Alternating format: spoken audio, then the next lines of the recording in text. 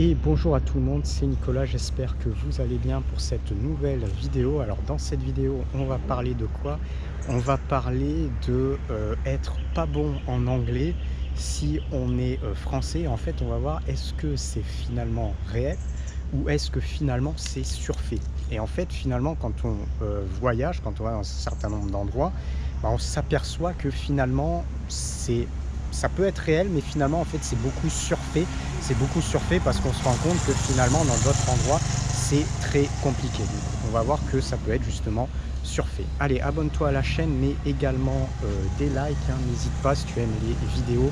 Premier lien dans la description, mon site web de formation. Donc si tu veux te former pour avoir ce type de lifestyle, ça sera en premier lien dans la description. Tu auras un deuxième lien dans la description également mon blog qui est lié au voyage. Et puis ben, on va démarrer pour cette petite marche ici tranquillement. Alors pourquoi en fait je dis que c'est surfait? Parce que le mythe de dire en France on est mauvais en langue, on est mauvais en anglais, en fait c'est une réalité, mais c'est une réalité en fait simplement en comparaison de pays européens et simplement de pays européens qui parlent très facilement anglais pour différents types de raisons.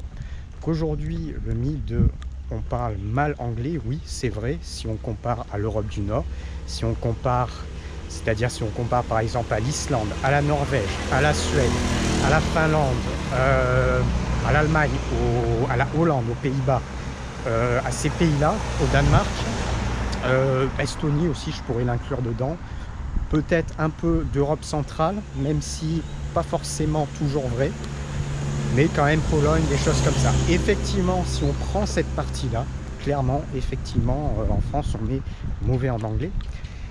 Mais ce qu'il faut comprendre, c'est que déjà, ce qu'il faut comprendre, c'est qu'en fait, en France, en fait, tu as des consonances qui fait que c'est pas toujours facile de parler anglais, et ce qui fait que tu as un accent. Tu as vraiment un accent, alors que, je donne un exemple, en fait, un mec qui est hollandais, un mec qui est suédois, il a dans son système de langage, il peut très rapidement avoir un accent beaucoup plus anglais, et par rapport aux consonances qu'ils ont dans leur langue, c'est beaucoup plus facile d'apprendre l'anglais. C'est beaucoup plus facile d'apprendre l'anglais que, entre guillemets, pour un français.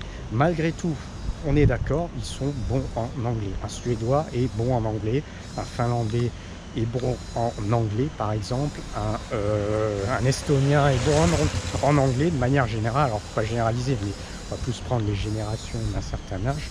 Un Estonien est bon en anglais, un Allemand est bon en anglais, un Hollandais est bon en anglais, encore allemand, donc c'est pas forcément toujours vrai, mais de façon générale, c'est ça. Mais en fait, une fois que tu sors de ce système, tu te rends compte déjà que les pays en fait d'Europe du Sud, c'est finalement sensiblement la même chose. Un Espagnol n'est pas meilleur en anglais qu'un Français, un Italien n'est pas meilleur en anglais qu'un Français, un Grec n'est pas meilleur en anglais qu'un Français, un Croate n'est pas meilleur en anglais qu'un Français. Tu vois, donc une fois que en fait tu sors de ces pays-là, finalement en fait déjà en Europe, tu te rends compte que c'est à peu près sensiblement la même chose. Un Bulgare n'est pas meilleur en anglais qu'un Français, un Roumain n'est pas meilleur en anglais qu'un Français, tout ça. D'autant que effectivement en France, potentiellement, tu n'as pas forcément besoin, sur le principe, d'apprendre l'anglais pour faire ta vie, sur le principe, sauf si tu veux avoir une vie internationale. Si ce n'est pas le cas, tu n'as pas besoin. Effectivement, une personne qui vit en Estonie, qui est jeune, il y a de fortes chances qu'elle va vouloir aller un petit peu à l'extérieur de l'Estonie, il y a de très fortes chances, et du coup, ben, elle va avoir besoin vraiment de l'anglais, et elle le sait. Peut-être que dans les pays d'Europe du Nord, c'est vrai, un petit peu vrai également. Et donc en fait on arrive au point que quand on se balade à l'étranger, en fait en dehors de ça, bah, finalement c'est pas finalement en fait c'est pas du tout comme ça. Tu te rends compte qu'en fait les gens sont pas meilleurs en anglais que toi, et c'est là en fait où justement tu rigoles bien et tu dis que c'est surfait. Donc ça veut dire quoi? Ça veut dire qu'aujourd'hui tu vas par exemple alors, on va prendre l'exemple de l'Asie. On va prendre l'exemple de l'Asie. Et finalement, tu te rends compte, est-ce qu'un Japonais parle mieux anglais qu'un Français? Enfin, on va prendre de façon générale. Tu vas te rendre compte que non, pas du tout. Est-ce qu'un Sud-Coréen parle mieux anglais qu'un Français? De façon générale, non. Ou ça va se valoir, on va dire que ça va se valoir, même s'ils n'aiment pas trop parler, mais ça va se valoir. Est-ce qu'un Thaïlandais parle mieux anglais qu'un Français? Ah, ça dépend des endroits, on peut dire peut-être que ça peut se valoir. Et voilà, après finalement, tu te rends compte que tous les pays d'Asie, alors oui, tu as des pays, bon, par exemple les Philippines, c'est totalement anglophone, donc les gens sont bilingues anglais, mais parce que tu as le système qui est comme ça. Singapour aussi, parce que tu as des systèmes qui sont comme ça. Mais si tu sors de ces systèmes-là, bon, est-ce que au Vietnam on parle plus anglais qu'en France? Non. Est-ce que en Thaïlande, sur le principe, plus anglais qu'en France? Non. Alors les places touristiques, c'est un petit peu tronqué parce que tu as énormément de touristes. Mais si tu sors des places touristiques, bon, voilà, si tu vois la réalité, c'est pas.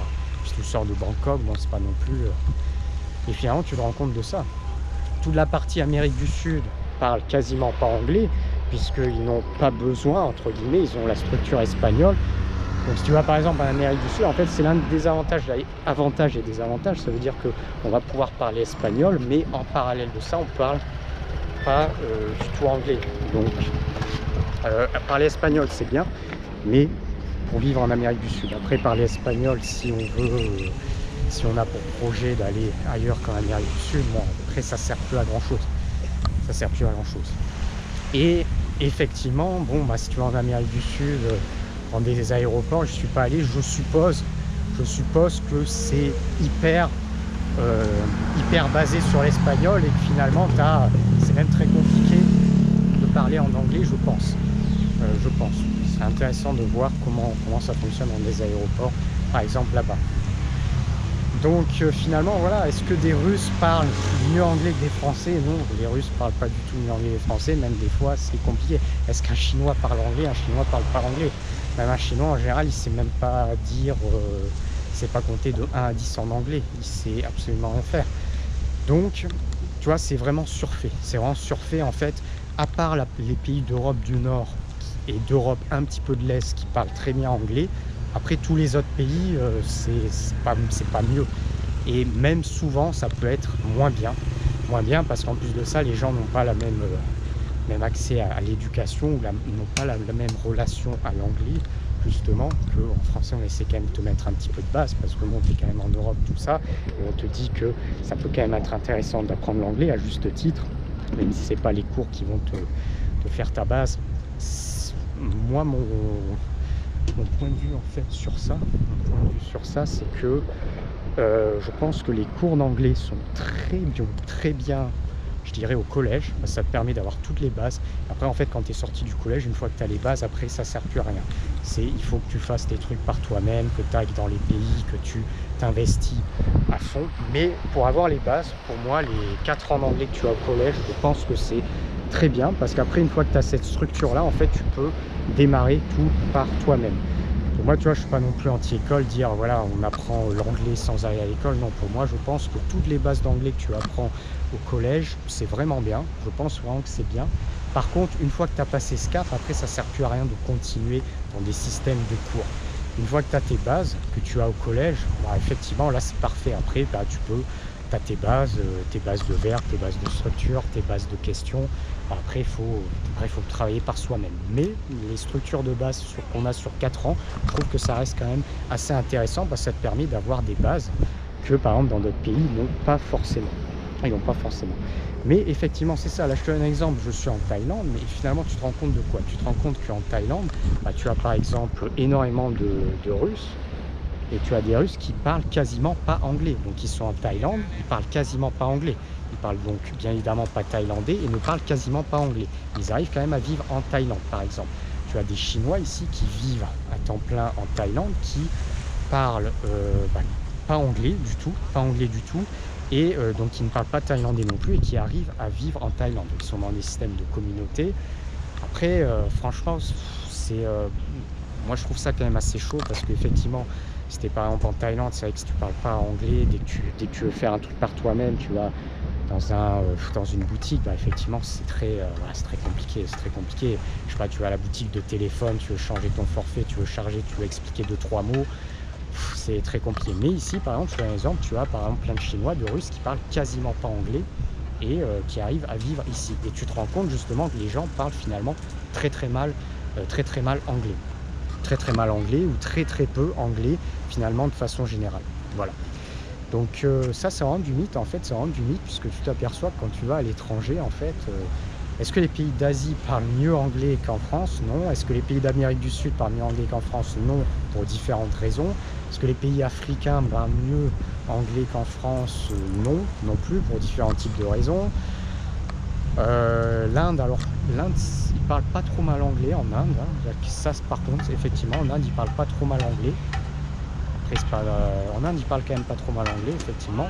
Après, finalement, je trouve en fait, c'est vraiment surfait, parce que tu te rends compte quand tu bouges à l'étranger que finalement, ouais, tu as toujours les mêmes choses récurrentes. Voilà, les gens qui viennent d'Europe du Nord sont quasiment bilingues, ils font ce qu'ils veulent avec l'anglais.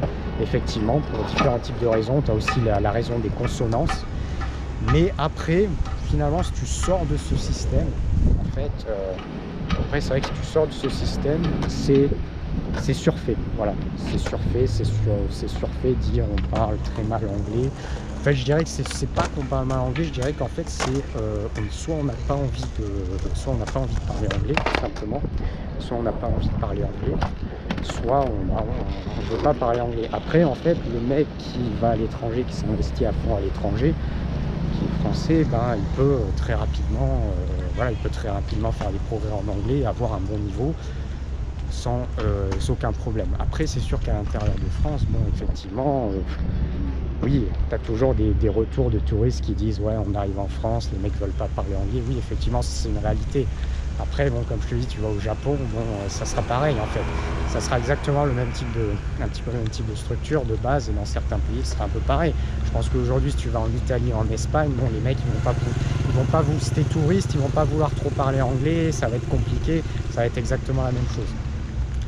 Donc je pense que effectivement, c'est surfait. Et puis je pense qu'en fait, tout simplement, un Français qui vit régulièrement à l'étranger, de toute manière, aura quand même un bon niveau d'anglais une fois qu'il s'est investi à fond. Mais bon, effectivement, c'est du travail, effectivement, il y a du temps. Par contre, l'un des problèmes, c'est l'accent, effectivement. Mais après, l'accent, en fait, t'as beaucoup de gens, ils se prennent la tête, mais on n'est pas en cours, en fait. On n'est pas en cours. Moi, aujourd'hui, en fait, pendant un moment, au début, je disais comme ça, putain, ouais, j'ai un peu un accent de merde, ça me saoule un peu. Et puis, en fait, je me rends compte, mais finalement, je m'en fiche. Là, on n'est pas en cours, on n'est pas à passer des trucs. On est dans la vraie vie. Donc dans la vraie vie, bah écoute, si t'as un accent de merde, bah t'as un accent de merde. Tant que tu te fais comprendre, c'est pas grave. Ton accent, il est comme il est. Et tous les pays ont leur accent. Pourquoi dans les pays nordiques, ils ont moins d'accent? T'as plus l'impression que ça peut être quasiment des natifs anglais. Bah, simplement par rapport à leur système de consonance. Leur système de consonance, c'est beaucoup plus facile. Et pour un Français, c'est beaucoup plus compliqué, comme pour un Espagnol. Un Espagnol, il fait les R roulés, donc forcément, quand il parle anglais, bah, c'est compliqué pour lui. Et tout le monde a leur accent. Tu prends en Thaïlande, à part quelques rares personnes, et tu vois bien l'accent thaïlandais à fond. Tu prends un japonais, tu vois bien l'accent entre guillemets japonais à fond. Tu prends un italien, de manière générale, tu vas voir l'accent italien. Donc là encore, c'est pareil, c'est surfait. L'accent, il est comme il est en fait. T'as quasiment pas le choix. À part les quelques personnes qui sont vraiment bilingues, extrêmement fortes, qui ont réussi à changer leur système de fonctionnement au niveau du palais pour sortir et avoir un super accent. Et voilà, c'est 3-4 personnes. Voilà, c'est quelques personnes qui font vraiment que ça. Après, pour le reste, voilà, l'accent il est comme il est. Faut plus se prendre la tête. Et moi, maintenant, je me prends plus la tête. Au départ, j'étais comme ça, ouais, je me prends la tête avec l'accent. Bon, maintenant, c'est bon, voilà, t'as un accent, bah, t'as un accent, hein, c'est comme ça. Tous les pays ont leur accent. C'est juste que t'as des pays où ça passe beaucoup mieux parce que les systèmes de consonance sont plus faciles. Et t'as des pays, ben, ils ont des systèmes de consonance vraiment différents. Donc, t'as un accent. Bah, écoute, c'est comme ça. C'est pas forcément déconnant. C'est pas forcément déconnant. Des fois, il y a des personnes qui disent c'est déconnant. En fait, l'accent est souvent déconnant justement pour les natifs anglais. Donc, les natifs anglais, souvent, ils sont comme ça. Ouais, t'as un accent. Sauf que les natifs anglais, souvent, des fois, ils font un petit peu genre, ouais, les malins, tout ça. Mais ils n'ont pas compris que les natifs anglais, ils n'avaient aucun effort à faire. Ils n'avaient aucun effort à faire et qu'ils ne faisaient souvent aucun effort. Les natifs anglais, ils vont n'importe où, ils n'ont rien à faire. Donc après, venir critiquer sur les accents, c'est pas très bien placé. Alors qu'un natif anglais me dise, voilà, ton accent ailleurs, il est pas terrible, et que le mec il parle super bien l'espagnol, il parle super bien une autre langue, ça fonctionne. Mais que le natif anglais n'a jamais appris une langue de sa vie et vienne m'expliquer que j'ai pas un bon accent alors qu'il a jamais fait l'effort, ça en général ça passe pas trop. Et effectivement, bon, voilà, c'est vrai que les natifs anglais, ils ont quand même de la chance. Il faut pas se leurrer, ils ont de la chance. Même si, bon, voilà, on parle en français, il y a pire. Voilà, on a pire. On ne peut pas dire qu'on n'a pas de chance. On ne peut pas dire qu'on n'a pas de chance. Il y a nettement pire. Il y a nettement pire. Mais bon, voilà, c'est ça. Hein. Donc là, par exemple, je donne un exemple. Le passage, là, je dois être entouré de Chinois, par exemple. Et là, je suis sûr que dans l'eau, tu dois pas en avoir beaucoup. Donc, ils suivent les drapeaux, tu dois pas en avoir beaucoup qui savent un mot d'anglais. En même temps, c'est normal, hein, ils font un petit peu... Ils sont un peu lobotomisés, guerre avec l'Occident. Et ouais, ils n'ont pas de raison d'apprendre l'anglais. Mais en fait, le problème, c'est que l'anglais, c'est pas... En fait, l'anglais, c'est pas on aime l'anglais ou on n'aime pas l'anglais. C'est l'outil. Voilà, c'est l'outil qu'il faut voir. Après, oui, effectivement, voilà, on peut détester les États-Unis, on peut détester l'Angleterre, l'Australie ou quoi que ce soit. Quoi qu'il arrive, l'outil dans un aéroport, l'outil quand on ne sait pas communiquer dans une langue, ben, l'outil commun, c'est l'anglais, c'est un outil. L'anglais, il faut le voir simplement comme un outil, c'est pas quelque chose d'autre. L'anglais, c'est un outil. Qu'on aime ou qu'on n'aime pas les pays anglophones, ça ne change rien, que c'est l'outil qui permet. Et ça ne va pas changer demain. À mon avis, ça changera même, enfin en tout cas à l'échelle, à mon avis de ma vie, ça ne changera pas parce qu'il faudrait changer tout le système, il faudrait changer tous les écrits. Donc à mon avis, c'est pas pour demain. Donc il faut continuer avec, le système d'outils, de voir voilà, l'anglais comme un outil. Donc c'est bien effectivement. Finalement en Asie du Sud-Est, ce qui est bien, c'est que au moins, alors quand tu n'apprends pas la langue locale, bah, effectivement tu as ce désavantage là, mais en parallèle tu as l'avantage de parler anglais et de pouvoir en fait t'améliorer en anglais malgré tout. Puis tu peux rencontrer aussi des gens locaux qui parlent bien anglais dans certains pays, comme par exemple en Thaïlande, et du coup ça permet vraiment de travailler, vraiment de se perfectionner. Allez, on va s'arrêter là pour cette petite vidéo. Si tu as aimé, abonne-toi à la chaîne, mais également des likes. On va terminer là avant qu'il fasse entièrement nuit. Premier lien dans la description, mon site web de formation si tu veux te former, vivre à l'étranger, avoir ce même mode de vie, voilà, international. Ça peut être la Thaïlande, ça peut être d'autres pays d'Asie, ça peut être voilà, des pays où on se sent bien par exemple. Deuxième lien dans la description, je vais mettre mon blog également qui est en anglais justement.